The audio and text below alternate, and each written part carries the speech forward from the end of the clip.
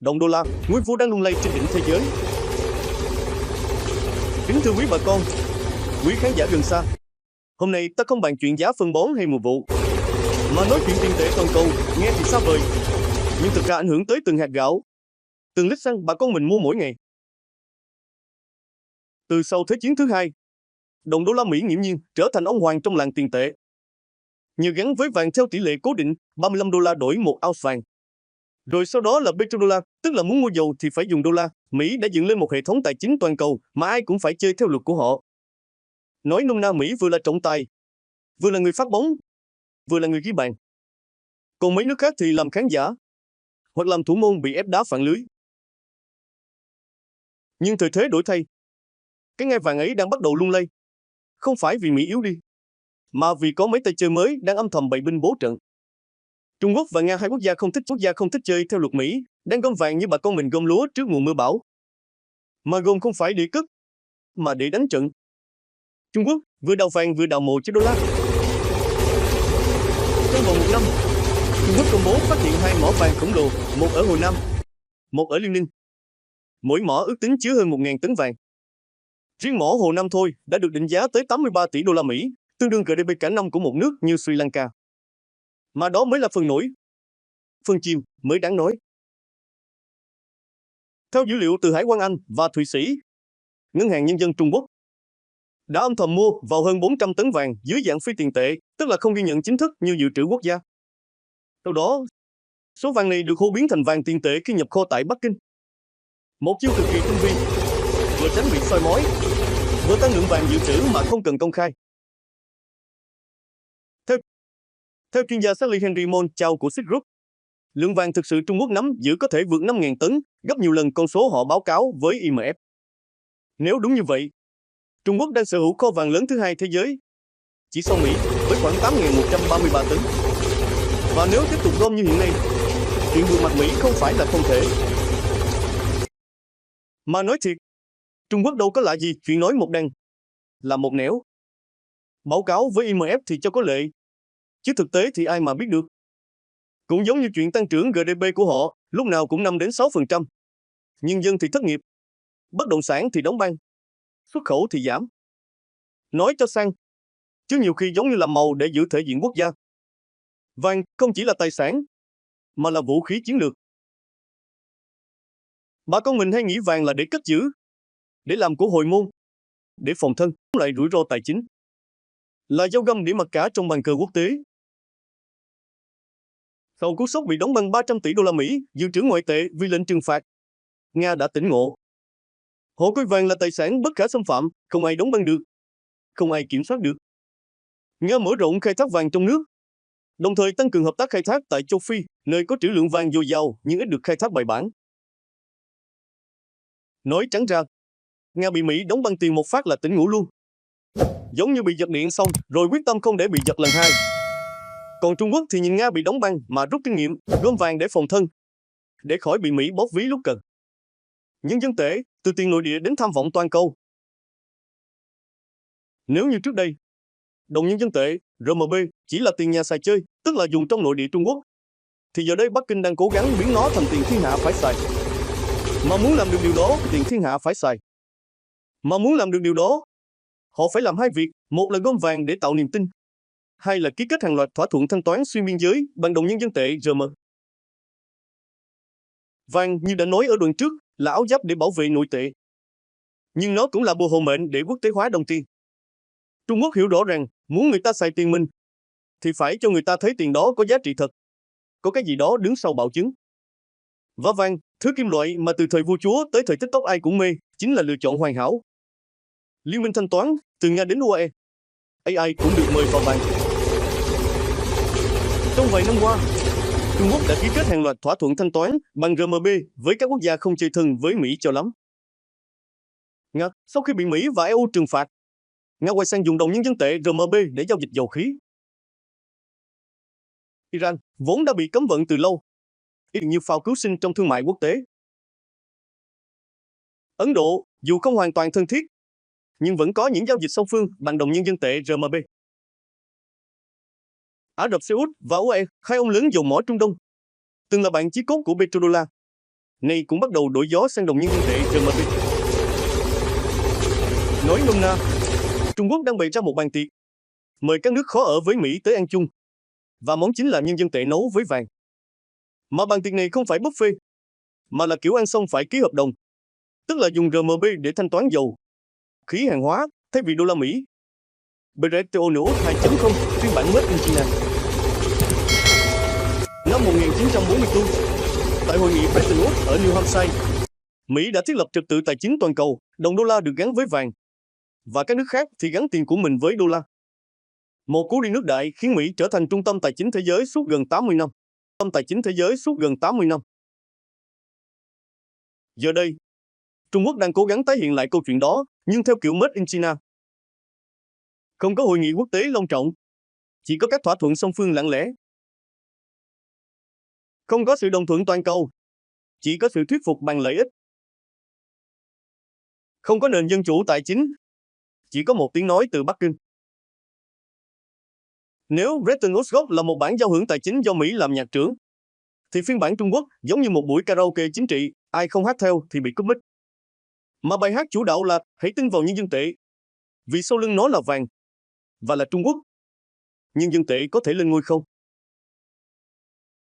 Câu hỏi đặt ra là liệu nhân dân tệ có thể thay thế đô la Mỹ trong vai trò tiền tệ toàn cầu? Câu trả lời là chưa chắc, nhưng Trung Quốc đang chơi một ván cờ dài hơi. Dữ liệu từ SWIFT, hệ thống thanh toán quốc tế, tính đến năm 2025, đồng nhân dân tệ RMB chỉ chiếm khoảng 3% tổng giao dịch toàn cầu so với hơn 40% của đô la Mỹ. Nhưng nếu xu hướng phi đô la hóa tiếp tục, và nếu Trung Quốc tiếp tục gom vàng, mở rộng liên minh thanh toán, thì chuyển đồng nhân dân tệ RMB tăng vai trò là hoàn toàn khả thi. Tuy nhiên, có một vấn đề, niềm tin. Người ta tin vào đô la Mỹ không chỉ vì nó mạnh, mà vì hệ thống pháp lý Mỹ minh bạch, thị trường tài chính Mỹ sâu rộng, và Mỹ không khóa với người ta tùy hứng, trừ khi bạn tên là Putin. Còn Trung Quốc thì, thôi khỏi nói, ai cũng biết chuyện kiểm soát vốn, kiểm duyệt thông tin, và đồng tiền đi liền chính sách. Đô la Mỹ, con trâu già bị lật chuồng. Từ trước tới nay, đồng đô la Mỹ vẫn là con trâu đầu đàn trong chuồng tiền tệ quốc tế. Nó kéo cày cho cả thế giới, từ giao dịch dầu mỏ tới cày cho cả thế giới, từ giao dịch dầu mỏ tới thanh toán hàng hóa. Ai cũng phải đi vòng qua chuồng Mỹ để đổi tiền. Giống như bà con mình đi chợ phải ghé qua tiệm đổi tiền mới mua được phân bón nhập khẩu. Nhưng giờ đây, con trâu ấy đang có dấu hiệu bị lật chuồng. Không phải vì nó yếu, mà vì có mấy tay hàng xóm Trung Quốc Nga đang âm thầm xây chuồng mới, rào kín thả giống mới, nhân dân tệ gắn vàng. Mà giống này không phải bò sữa, mà là bò chiến, chuyên dùng để hút vào hệ thống tài chính phương Tây. Tác động toàn cầu, thị trường tài chính đang ngứa mắt. Chiến lược vàng, đồng nhân dân tệ RMB của Trung Quốc không chỉ là chuyện nội bộ, mà đang làm cả thị trường tài chính toàn cầu ngứa mắt. Các nhà đầu tư bắt đầu lo lắng, nếu Trung Quốc gom vàng như bà con mình gom rơm trước bão, thì giá vàng sẽ tăng phi mã. Và đúng là như vậy, chỉ trong 12 tháng qua, giá vàng đã tăng hơn 20%, vượt mốc 2.400 USD, cao nhất lịch sử hào quang thần thánh. Các nước đang phát triển, vốn trước đây lệ thuộc vào đô la, nay bắt đầu đa dạng hóa dự trữ, thêm vàng, thêm RMB, thêm euro. Tức là không còn chơi độc canh đô la nữa, mà chuyển sang canh tác đa vụ, giống như bà con mình trồng thêm bắp, thêm đậu để phòng khi lúa thất mùa. Các ngân hàng trung ương từ Brazil tới Thổ Nhĩ Kỳ đều đang tăng dự trữ vàng. IMF thì bắt đầu cảnh báo về rủi ro phân mảnh tiền tệ toàn cầu. Còn các quỹ đầu tư thì chuyển bớt tài sản từ trái phiếu Mỹ sang vàng và tài sản phi đô la. Một cuộc chuyển mùa đang diễn ra, mà mùa này không phải mùa gạt, mà là mùa gạt đô la ra khỏi bàn. Phản ứng của Mỹ vừa giận vừa lo, như bị mất đất ruộng. Mỹ không thể ngồi yên nhìn đồng đô la bị hạ bệ. Họ bắt đầu phản ứng bằng nhiều cách. Tăng lãi suất để giữ giá trị đô la. Biết kiểm soát tài chính với các nước thân Trung Quốc. Đẩy mạnh tuyên truyền về rủi ro khi dùng đồng nhân dân tệ RMB.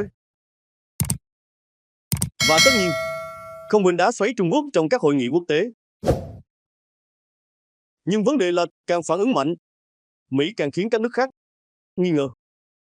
Giống như ông chủ ruộng thấy hàng xóm trồng giống mới, thì thay vì học hỏi, lại đi rào ruộng, cấm người ta qua lại. Kết quả là bà con trong làng bắt đầu rỉ tay nhau, hay giống mới kia ngon hơn giống cũ. Kịch bản tương lai cuộc chiến tiền tệ có thể leo thang.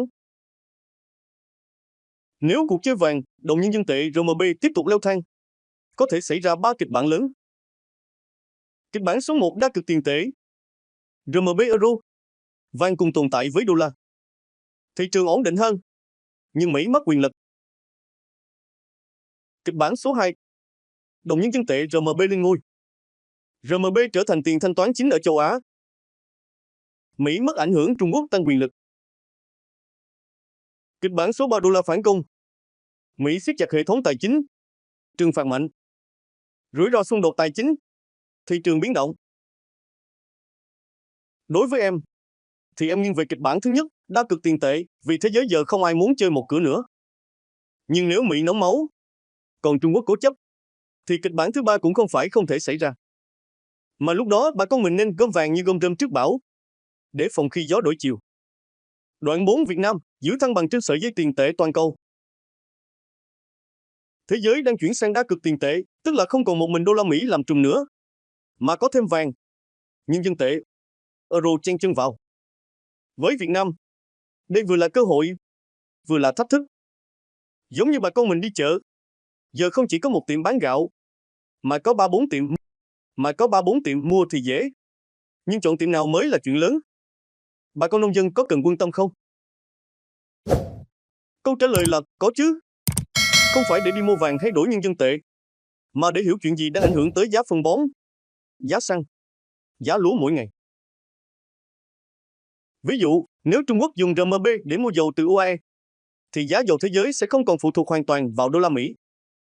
Mà giá dầu tăng thì kéo theo giá vận chuyển, giá phân, giá thức ăn chăn nuôi, tức là bà con mình trồng lúa, nuôi heo cũng bị ảnh hưởng. Vàng tăng giá thì sao? Người dân Việt Nam vốn có thói quen tích trữ vàng, từ hồi còn xài vàng cưới tới vàng tiết kiệm. Nếu giá vàng tăng mạnh, thì người giữ vàng lời, nhưng người mua vàng để cưới thì méo mặt. Mà cưới hỏi ở quê đầu có ít, nên chuyện vàng lên xuống cũng ảnh hưởng tới cả hôn nhân. Cơ hội cho Việt Nam nếu biết đúng thời. Trong cuộc chơi tiền tệ mới, Việt Nam có thể tận dụng mấy điểm sau. Đa dạng hóa dự trữ ngoại hối, thay vì chỉ giữ đô la, có thể thêm vàng, euro, đồng nhân dân tệ RMB để giảm rủi ro. Tăng giao dịch bằng nội tệ và khu vực. Nếu đồng nhân dân tệ RMB trở nên phổ biến ở châu Á, Việt Nam có thể dùng để giao thương với Trung Quốc, Lào, Campuchia. Tham gia các liên minh tài chính mới, ví dụ như BRICS cộng hay các sáng kiến thanh toán phi đô la, miễn là không bị ép buộc. Nhưng phải nhớ, chơi với ai cũng phải giữ thế chủ động. Đừng để bị kéo vào chuồng người ta rồi bị bắt ăn cám. Việt Nam nên giữ thế trồng lúa trên ruộng mình, nhưng biết gió thổi từ đâu. Thách thức, đừng để bị ép chọn phe. Trong khi Trung Quốc đang bày ra Bretton Woods 2.0 kiểu karaoke, thì Mỹ đang bày ra Bretton Woods 2.0 kiểu karaoke, thì Mỹ vẫn giữ thế ông chủ sân bóng. Việt Nam đứng giữa, không thể chọn phe một cách dễ dàng. Nếu nghiêng về RMB, có thể bị Mỹ soi xét, gây khó khăn trong thương mại. Nếu giữ đô la quá chặt, thì dễ bị động khi thế giới chuyển hướng. Nếu không chuẩn bị, thì dễ bị gió đổi chiều mà không kịp che mái nhà. Giống như bà con mình trồng lúa, nếu chỉ trông vào một giống một mùa, thì dễ mất trắng khi thời tiết thay đổi. Phải biết đa dạng hóa giống lúa, thời vụ, cách chăm sóc thì mới sống khỏe. Tiền tệ cũng vậy, phải biết đa dạng hóa, biết phòng ngừa, biết giữ thế trung lập. Việt Nam nên ứng xử ra sao? Em đề xuất mấy hướng ứng xử khôn ngoan. Giữ trung lập, không chọn phe nhưng theo dõi sát. Giữ quan hệ tốt với cả Mỹ, đa dạng hóa dự trữ vàng, đồng nhân dân tệ RMB, euro, đô la. Giảm rủi ro khi một đồng tiền biến động. Tăng năng lực nội tại. Cải cách tài chính, minh bạch hóa. Tăng niềm tin quốc tế vào đồng Việt Nam. Giáo dục tài chính, cho dân hiểu rõ chuyện tiền tệ. Giảm tâm lý hoảng loạn khi có biến động. Nói nôm na, Việt Nam nên trồng thêm cây chắn gió, đào thêm mương thoát nước để khi bão tiền tệ nổi lên, mình không bị ngập úng. Và bà con nông dân, dù không cần đọc báo tài chính mỗi ngày, cũng nên hiểu rằng chuyện tiền tệ toàn cầu ảnh hưởng tới từng hạt gạo mình ăn. Tổng kết, cuộc chơi vàng RMB AI gom rơm AI cháy nhà. Sau 4 tầng phân tích, ta có thể tạm gọi cuộc chơi này là Trung Quốc gom vàng, Nga tiếp sức, Mỹ giật mình, thế giới ngó nghiêng. Mỗi bên đều có toan tính riêng. Nhưng điểm chung là ai cũng đang lo sợ một cơn bão tài chính có thể ập tới bất kỳ lúc nào. Và vàng, như rơm khô mùa hạn, đang được gom về để phòng khi cháy nhà. Những điểm đáng chú ý nhất. Thứ nhất, Trung Quốc không chỉ gom vàng, mà còn gom ảnh hưởng. Họ không tuyên bố rầm rộ, nhưng hành động thì rõ ràng, từ phát hiện mỏ vàng khủng, mua vàng âm thầm, tới thiết lập mạng lưới thanh toán bằng nhân dân tệ. Một kiểu làm ruộng không khoe trâu, nhưng lúc gặt thì đầy sân. Thứ hai, Nga từ nạn nhân thành đồng minh chiến lược. Đầu thú đóng banh 300 tỷ đô la. Nga không còn tin vào hệ thống tài chính phương Tây. Họ quay sang vàng, đồng nhân dân tệ RMB và các đối tác không chơi theo luật Mỹ. Một kiểu bị mất bò mới lo làm chuồng, nhưng lần này chuồng làm băng phái. Thứ ba, Mỹ vẫn là ông lớn, nhưng không còn độc quyền. Đô la vững mạnh, nhưng không. Mỹ phản ứng bằng cách tăng lãi suất, siết kiểm soát. Nhưng càng làm vậy thì càng khiến các nước khác muốn thoát ra. Giống như ông chủ chợ mà cứ hét giá, thì tiểu thương sẽ rủ nhau ra chợ khác. Thứ tư, thế giới đang chuyển sang đa vụ tiền tệ. Không ai muốn chơi độc canh nữa. Các nước bắt đầu trồng thêm giống mới, vàng, RMB, euro. Một kiểu trồng thêm bắp, thêm đậu để phòng khi lúa thất mùa. Dự báo vui mà thấm cho tương lai. Thứ nhất, vàng sẽ tiếp tục tăng giá, nhưng không phải ai cũng lợi. Người giữ vàng thì cười, người mua vàng cưới thì khóc. Bà con mình nên cân nhắc, tích trữ thì tốt, nhưng đừng để vàng thành gánh nặng hôn nhân. Thứ hai, đồng nhân dân tệ RMB sẽ tăng vai trò, nhưng chưa thể thay đô la. Trung Quốc có vàng, có mạng lưới, giống như giống lúa mới năng suất cao, nhưng chưa ai dám trồng đại trà vì sợ sâu bệnh. Thứ ba, Mỹ sẽ phản công, nhưng phải thay đổi cách chơi. Nếu cứ giữ kiểu ta là vua, thì dễ bị lật ngay. Mỹ cần minh bạch hơn, mềm mỏng hơn, giống như ông chủ ruộng biết lắng nghe bà con, thì mới giữ được lòng dân. Thứ tư, Việt Nam, nếu khéo léo, sẽ là người hưởng lợi. Đứng giữa hai dòng nước, nếu biết chèo khéo, ta sẽ vừa giữ được quan hệ, vừa tận dụng được cơ hội. Giống như người làm ruộng biết chọn giống, chọn thời vụ, thì dù trời có đổi gió, vẫn gặt được mùa. Cuộc chơi tiền tệ toàn cầu đang bước vào giai đoạn mới. Vàng không còn là thứ để cất trong két, mà là vũ khí chiến lược. Nhân dân tệ không còn là tiền nội địa, mà là công cụ mặc cả. Đô la Mỹ không còn là vua không ngay, mà là vua phải giữ ngay. 3 ngày. Bà con mình, dù ở ruộng hay ở phố, cũng nên hiểu rằng chuyện tiền tệ không phải chuyện xa vời. Nó ảnh hưởng tới từng hạt gạo, từng lít xăng, từng đồng tiết kiệm. Và hiểu để biết cách sống khỏe trong thời buổi gió đổi chiều. Kính thưa quý bà con, vàng dầu và cuộc chiến tiền tệ toàn cầu, bà con mình có nên lo không? Vàng phương thuốc giải độc cho Nga sau cú sốc 300 tỷ. Thưa bà con, nếu Trung Quốc gom vàng như người ta tích lúa, giống để gieo mùa mới, thì Nga lại ôm vàng như ôm phao cứu sinh giữa dòng lũ tài chính. Năm 2022, phương Tây đồng loạt đóng băng hơn 300 tỷ đô la Mỹ dự trữ ngoại hối của Moscow, một cú đấm tài chính khiến Nga choáng váng như bị trâu hút giữa sân đình. Từ đó, vàng trở thành lựa chọn duy nhất mang tính bất khả xâm phạm, tức là không ai phong tỏa được, không ai kiểm soát được. Vàng không nằm trong ngân hàng Mỹ, không bị SWIFT khóa, không bị ông chủ nào giật dây. Với Nga, vàng là hũ gạo cuối cùng trong nhà, mất gì thì mất, chứ hũ này phải giữ. Mỏ vàng Yakut, kho báu chưa đụng đến. Trong nước, Nga sở hữu nhiều mỏ vàng lớn chưa khai thác. Nổi bật nhất là mỏ Sukhoi Log ở vùng Yakut, được đánh giá là mỏ vàng chưa khai thác lớn nhất thế giới, với trữ lượng ước tính trên 2.000 tấn. Các tập đoàn như Vostok Geologia và Furious đang mở rộng khai thác, biến vàng thành trụ cột cho chiến lược tài chính trong thập kỷ tới.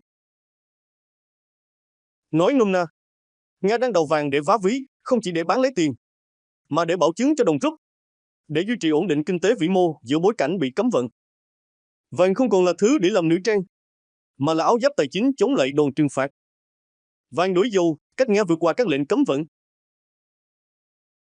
Khi bị ngắt kết nối, Nga đã thiết kế con đường riêng, bán dầu khí. Than đá lấy vàng, rồi dùng vàng làm trung gian để trao đổi hàng hóa với Trung Quốc, Ấn Độ, Iran và cả một số quốc gia Trung Đông. Nhờ vậy, Nga vẫn duy trì nhập khẩu chip, thiết bị công nghiệp, thậm chí cả hàng xa xỉ mà không cần đến đô la Mỹ hay euro. Vàng trở thành đồng tiền phi tập trung, không cần ngân hàng trung ương nào bảo lãnh, không cần ông chủ nào cho phép. Giống như bà con mình đổi lúa lấy phân bón, không cần qua tiệm, không cần qua ngân hàng, miễn là hai bên đồng ý. Nga đang chơi kiểu giao dịch ngoài chợ, không cần hóa đơn, không cần SWIFT, chỉ cần vàng. Vàng đổi an ninh Nga mở rộng ảnh hưởng tại Châu Phi. Không dừng lại ở đó, Nga còn mở rộng ảnh hưởng khai thác vàng tại Châu Phi, từ Mali, Sudan cho tới Cộng hòa Trung Phi, thông qua mô hình vàng đổi an ninh. Moscow cung cấp vũ khí, lính đánh thuê và hỗ trợ chính trị để đổi lấy quyền khai thác mỏ. Một kiểu giúp người ta giữ nhà, rồi xin đào đất sau vườn. Vừa có tiếng là giúp đỡ, vừa có miếng là vàng mang về. Nga không chỉ dùng vàng để sống sót, mà còn dùng vàng để mở rộng thế lực, như người ta vừa giữ ruộng, vừa xin thêm đất rẫy. Dầu mỏ mặt trận mới trong cuộc chiến tiền tệ. Nếu vàng là lớp nền bảo chứng, thì năng lượng, đặc biệt là dầu mỏ, chính là mặt trận nơi Nga và Trung Quốc tìm cách thách thức vị thế bá chủ của đồng đô la Mỹ. Từ thập niên 1970, khi Ả Rập Xê Út và các thành viên OPEC chấp thuận định giá và thanh toán dầu bằng đô la Mỹ, Washington đã dựng lên một bức tường petrodollar, ai muốn mua dầu thì phải dùng đô la. Nhờ đó, Mỹ vừa đảm bảo được nhu cầu quốc tế khổng lồ với đồng bạc xanh, vừa duy trì ảnh hưởng trực tiếp đến thị trường năng lượng toàn cầu. OPEC phá luật Nga và Trung Đông bắt đầu chơi khác. Những cục diện đang dần thay đổi. OPEC cộng, vốn có Nga là thành viên nòng cốt, gần đây nhiều lần nâng sản lượng bất chấp bối cảnh dư cung. Trong nửa đầu năm 2025, khối này đã bàn thảo và dự kiến triển khai tăng thêm gần 500.000 thùng một ngày. Động thái này khác hẳn với truyền thống giữ hàng để giữ giá, và cho thấy các nhà sản xuất dầu vùng vịnh đã sẵn sàng chịu thiệt về giá ngắn hạn để giành lại thị phần. Mà áp lực giá thấp chủ yếu đánh trực diện vào ngành dầu đá phiến Mỹ, vốn có chi phí khai thác cao, và chỉ còn lãi khi giá dầu duy trì ở mức trên 60-70 đô la Mỹ một thùng. Từ đầu năm, nhiều công ty năng lượng tại Mỹ đã buộc phải cắt giảm đầu tư và đóng giàn khoan. Một kiểu trâu già bị lật chuồng, không còn đủ sức kéo cày như trước. Nga và Trung Quốc đổi dầu lấy nhân dân tệ. Trong bối cảnh đó, Nga lại hưởng lợi nhờ các thỏa thuận song phương với Trung Quốc và Ấn Độ. Moscow không chỉ duy trì xuất khẩu dầu khí, mà còn mở rộng ảnh hưởng trong OPEC cộng. Xa hơn, Nga đang thúc đẩy ý tưởng thanh toán dầu bằng nhân dân tệ hoặc một đồng tiền BRICS cộng trong tương lai. Về phía Trung Quốc, chiến lược còn táo bạo hơn. Bắc Kinh đã ký kết nhiều hợp đồng năng lượng dài hạn bằng nhân dân tệ với Iran, Ấn Độ, UAE và tất nhiên là Nga. Đây không chỉ là những giao dịch đơn thuần, mà là bước đi nhằm tạo dựng một chuỗi cung ứng năng lượng gắn liền với nhân dân tệ, tách biệt hoàn toàn khỏi đồng đô la Mỹ. Vàng lớp bảo chứng cho nhân dân tệ. Khi đó, vàng mà Trung Quốc miệt mài tích trữ sẽ đóng vai trò bảo chứng, củng cố niềm tin cho các đối tác khi chấp nhận thanh toán bằng nhân dân tệ. Một kiểu đưa vàng ra làm bằng chứng, giống như bà con mình đi vay tiền, phải đưa sổ đỏ ra để người ta tin. Nếu xu hướng này tiếp diễn, bức tường petrodollar vốn đã duy trì sức mạnh toàn cầu của Mỹ suốt nửa thế kỷ sẽ không còn bất khả xâm phạm. Một khi dầu mỏ, mặt hàng nâng trọng nhất, được thanh toán bằng nhiều đồng tiền khác nhau, giá trị chiến lược của đô la Mỹ sẽ suy giảm rõ rệt. Làn sóng toàn cầu không chỉ có Nga và Trung Quốc. Dù Trung Quốc và Nga là hai nhân tố nổi bật nhất, nhưng bức tranh tích trữ vàng không chỉ gói gọn trong phạm vi song phương. Đây đang là một xu hướng toàn cầu, phản ánh sự dịch chuyển mang tính hệ thống trong bối cảnh nợ công tăng cao, lạm phát leo thang và các cú sốc địa chính trị liên tục bùng phát. Dạ thưa bà con, sau hai phần phân tích dài hơi, ta có thể nói một câu gọn gàng mà thấm, thế giới đang đổi giống tiền tệ. Và vàng chính là hạt giống mới được nhiều nước đem ra gieo trồng. Trung Quốc thì gom vàng để dựng lại một Bretton Woods kiểu karaoke. Nga thì ôm vàng như ôm phao giữa dòng lũ cấm vận. Còn các nước khác, từ Ba Lan tới Thổ Nhĩ Kỳ, cũng đang tích vàng như bà con mình tích lúa giống trước mùa hạn. Vậy Việt Nam ta nên làm gì? Với bà con, cô chú lời khuyên chân thành là dù chuyện tiền tệ nghe có vẻ xa xôi, nhưng nó ảnh hưởng trực tiếp tới túi tiền nhà mình. Giá phân bón, giá xăng, giá lúa, giá vàng đều bị chi phối bởi cuộc chơi tiền tệ toàn cầu. Bà con nên theo dõi tin tức, hiểu sơ sơ về vàng đô la, nhân dân tệ để biết lúc nào nên giữ tiền mặt, Lúc nào nên mua vàng, lúc nào nên bán lúa. Không cần thành chuyên gia, nhưng biết để không bị gió đổi chiều mà chưa kịp che mái. Còn với các bác làm chính sách vĩ mô, thì đây là lúc cần tỉnh táo hơn bao giờ hết. Việt Nam nên giữ thế trung lập, không nghiêng hẳn về đô la hay nhân dân tệ, mà đa dạng hóa dự trữ ngoại hối, tăng tỷ trọng vàng một cách hợp lý. Đồng thời, cần cải thiện độ minh bạch tài chính, tăng sức mạnh đồng Việt Nam và mở rộng hợp tác thanh toán khu vực. Đừng để bị kéo vào chuồng người ta, mà phải biết dựng chuồng riêng, vừa chắc, vừa thoáng vừa đủ sức chống bão. Giới đang bước vào một mùa vụ mới, mùa tái định hình tiền tệ. Ai biết chọn giống, chọn thời vụ, chọn cách chăm sóc thì sẽ gặt được mùa. Việt Nam, từ người dân tới người làm chính sách, đều cần chuẩn bị kỹ, để không bị lỡ mùa trong cuộc chơi lớn này. Vàng không chỉ là kim loại quý, mà là lời cảnh báo, ai không chuẩn bị, sẽ bị bỏ lại phía sau.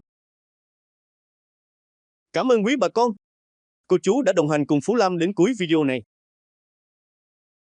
Hẹn gặp lại quý cô chú ở chương trình phân tích tiếp theo của Phú Lam.